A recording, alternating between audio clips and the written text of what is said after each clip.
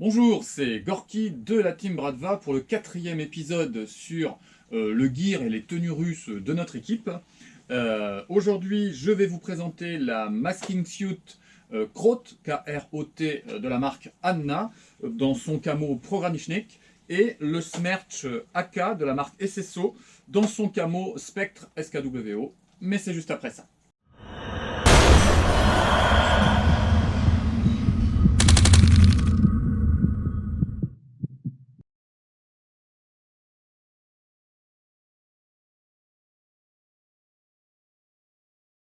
En introduction, je souhaite, comme sur les épisodes précédents, évacuer deux choses. La première, je ne suis pas un spécialiste du gear. Ça n'est pas une série sur précisément les époques, qu'on peut mettre ceci avec ou pas ou quoi. C'est pas le débat, c'est voilà ce qu'on met, ce qui nous fait plaisir, le retour qu'on a un petit peu en jeu, et ça va pas au-delà de ça. Deuxième chose, bien sûr, les lunettes aux normes de sécurité et le stalker font partie de ma tenue, et systématiquement font partie de ma tenue. Je les évacue parce que pour le confort de la prise de vue, c'est beaucoup plus facile. Alors, aujourd'hui, je vous le disais, on est sur une tenue de la marque Anna, dans un camouflage digital Progranichnik. C'est un camouflage qui peut être utilisé assez facilement pour un joueur d'airsoft qui souhaiterait un camouflage efficace dans les périodes à feuillage, donc du printemps jusqu'à l'été, puisque vous voyez, là, entre le Spectre SKWO et le Progranichnik, on est plutôt sur des verts relativement tendres. Et ce que j'ai essayé de faire en alliant ces deux camouflages, c'était d'essayer d'intégrer le gear à la tenue, que les deux se confondent. Et moi, je trouve que c'est plutôt bien réussi. J'ai choisi aussi, alors vous voyez peut-être un décalage entre le camouflage de la casquette type US et de l'ensemble. En fait, c'est un décalage, la casquette elle a 2 ans et la tenue est beaucoup plus récente. On est sur une tenue en coton qui est extrêmement légère et qui n'est pas du tout du niveau de gamme de la Gorka E SSO que je vous ai présenté sur l'épisode précédent. Là, on est sur un tissu full coton beaucoup plus fragile, mais en même temps beaucoup plus respirant et beaucoup plus fluide. Là, je le porte, vous voyez, sans coudière, sans genouillère, pour être le plus à l'aise possible. C'est une tenue que je me suis choisie pour les OP d'été, notamment l'OP sur Lands of War. La Chacal Corp, en fait, permet à la TAT, qui est une association d'airsoft, d'organiser une grande OP en fin d'année. Et souvent, on crève de chaud, il fait 35 degrés, on est dans les moustiques là-dedans, c'est terrible. Et donc voilà, c'est la petite tenue en coton pour supporter ce moment-là. Et en même temps, comme c'est feuillu et qu'on travaille dans des frondaisons, hein, c'est l'époque où effectivement on peut exploiter notre camouflage, eh bien, je le trouve très très efficace pour ces moments-là. Comme je vous l'ai dit la dernière fois, les Gorka parfois permettent d'avoir et d'intégrer beaucoup de poches. On a quelques petites poches, une sur ici l'avant-bras gauche, on a 2 petites poches ici, franchement moi je les utiliserai pas.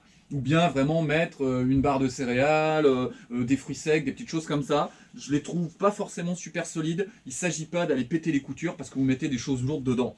De la même façon, si vous vous amusez à bourrer comme un sanglier dans les ronces, vous allez là, mais là, massacré. Hein. Donc il va falloir en prendre quand même soin. J'ai pas mis de genouillère parce que assez facilement sur les tenues légères comme ça crée des irritations à l'arrière des jambes, au niveau du creux du genou, notamment quand il fait très chaud. Donc celle-là, voilà, je fais en sorte que la circulation d'air se fasse le plus possible dans l'ensemble de la tenue. On est sur une tenue que l'on peut utiliser parce qu'on va se dire ouais lui il en a une d'automne, d'été, d'hiver. Non, c'est pas le sujet. On est sur une surtenue. Même les militaires russes l'utilisent comme surtenue éventuellement l'hiver. Quand t'as pas le choix, tous les militaires n'ont pas la possibilité d'avoir un camo par saison à part les forces spéciales. Donc là, il est relativement ample. On peut parfaitement mettre une doudoune en dessous, mettre du matériel technique, mettre un collant chaud. Il n'y a pas de souci, vous pouvez la porter pendant toute la saison de jeu, il n'y a aucun souci par rapport à ça. Mais si vous êtes plus pointu et que vous avez un peu plus de budget, voilà, elle est plus sur la saison été et printemps, bien sûr. Alors, sur la question du Smerch, on est donc sur la marque SSO, on est sur du Spectre SKWO. Il est dans une matière, celui-ci, un petit peu plus raide que le Smerch Digiflora que je vous ai présenté la dernière fois. Alors je ne sais pas quelle est la génération, les premières ou secondes générations. En tout cas, ce Smerch là, il est plus récent que le précédent. C'est pas un Smerch molle, hein. C'est le Smerch 7AK classique. Tout ce que je porte sur moi, vous aurez les liens dans les descriptions de la vidéo, comme ça vous pourrez aller vous reporter, regarder les prix, les frais de port, etc. etc. Il n'y a pas de souci. Ce sera essentiellement référencé chez Greyshop, puisque c'est plutôt le shop dans lequel on achète. Je précise, je n'ai aucun accord et je ne fais aucune activité commerciale, donc il n'y a rien de tout ça. Hein. Donc, ce Smerch, je l'ai monté comme le Smerch précédent. Là, je n'ai que 2 poches pistolet. Pourquoi? Eh bien, parce qu'il n'y avait plus la couleur SKWO et je n'ai pas souhaité dépareiller les couleurs parce que je voulais vraiment une parfaite intégration en termes de camouflage. Donc là, je n'ai que 2 poches PA. J'ai les 4 poches AK sans séparation dans lesquelles on peut mettre 3 chargeurs à chaque fois. Ça fait 12 chargeurs. Moi, je n'ai pas 12 chargeurs. Pourquoi? Parce que je porte mon PA, le petit Makarov prêté par Samael, un des membres de la team. Et du coup, au lieu d'avoir 3 chargeurs dans cette poche-là, je n'en ai qu'un qui me stabilise le PA en fait, hein, qui me le bloque pour éviter qu'il se penche sur le côté. Voilà, qui me le met bien dans l'axe pour que je puisse le dégainer facilement. Et vous voyez, le Makarov ne tombe pas au fond de la poche, il tombe bien sous la main, il n'y a pas de problème. Alors là, j'ai pas ajusté la dragonne parce qu'il m'avait prêté la dragonne en plus. Normalement, voilà, on utilise la petite boucle, on accroche la dragonne au niveau du Smerch pour éviter de le paumer. C'est quand même pas aussi sécurisé que un porte-plaque IMI rigide dans lequel on vient bien cliquer le PA. Hein. Sur la poche grenade, eh bien, on a 4 poches grenades, 1, 2, 3 et 4, et de grosses poches grenades, puisque vous voyez, la Nerf, qui est quand même sur un gros gabarit, rentre sans souci et sans que j'ai à forcer pour la sortir. Je n'ai pas choisi de monter la musette pour faire un Smerch à la fois plus léger, mais aussi parce que j'avais dans l'idée de poser une dump pouch et de la fixer avec de la paracorde pour éviter qu'elle ballotte. On en a parlé précédemment, des joueurs m'ont fait des commentaires sur le fait que ouais, la dump pouch c'est pénible, ça ballotte, j'ai peur de perdre mes chargeurs, c'est problématique, etc. Alors, on est sur une musette qui s'accroche très facilement, hein, puisqu'on a 2 pinces là, vous voyez. On a 2 pinces en dessous qui sont faciles, parce que des fois sur le matériel russe, il faut forcer avec une pince. Là, les pinces sont vraiment très faciles à manipuler. On peut se raccrocher la musette très très vite si on a besoin de jouer sur une OP ou parce que l'on sait qu'il y aura beaucoup d'items à ramasser. Et c'est intéressant d'avoir sa musette dans ces cas-là. Je vous parlais de la dump pouch. Effectivement, la dump pouch, ici, elle a une fixation en dessous. Je l'ai accrochée avec de la paracorde, ici, pour qu'elle ne ballotte pas et qu'elle soit parfaitement tenue au niveau de mon dos. J'ai eu aussi des questions sur est-ce que ça va pas, est-ce que je vais pas perdre en fait mes chargeurs. On a un cordon là, ici, là, voilà, ici, et ce cordon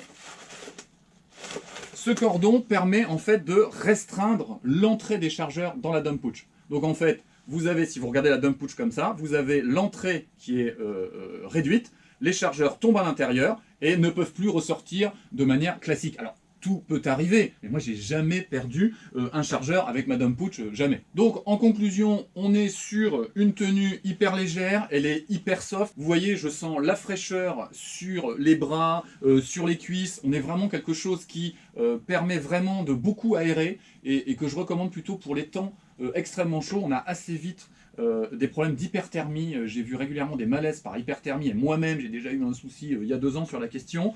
Donc on se charge, mais on fait attention aux matériaux. Le coton, c'est vraiment pratique, ça permet d'être respirant et ça permet de mieux tenir le coup quand on a des très longues journées, voire lorsqu'on dort sur place en plus. La deuxième journée, ça peut être très très compliqué, il faut vraiment s'économiser. Ce genre de tenue permet d'avoir ce genre de résultat. J'arrive à la fin de la revue et avant de vous faire un petit tour avec l'hymne de la mère patrie, eh bien écoutez, je vous remercie pour vos commentaires. On a fêté les 1000 abonnés. Rassurez-vous, ça n'est pas une chaîne qui sera monétisée, c'est une chaîne d'association, donc il n'y aura pas de démarche commerciale. Par ailleurs, je ne critique la démarche commerciale de personne, chacun fait ce qu'il veut, je ne confierez pas mon avis sur la question. Simplement, nous, on va rester une chaîne bénévole avec pour objectif de partager des informations entre nous. Évidemment, plus on est d'abonnés, plus vous vous abonnez, et plus j'ai la capacité d'emprunter du matériel aux différents grands sites, d'accord, encore une fois dans une démarche désintéressée, mais eux ils savent qu'il va y avoir un certain rendement publicitaire pour eux, ça les intéresse. Et si moi je reçois du matériel, eh bien je peux vous le présenter, c'est tout l'intérêt d'avoir une communauté la plus importante possible.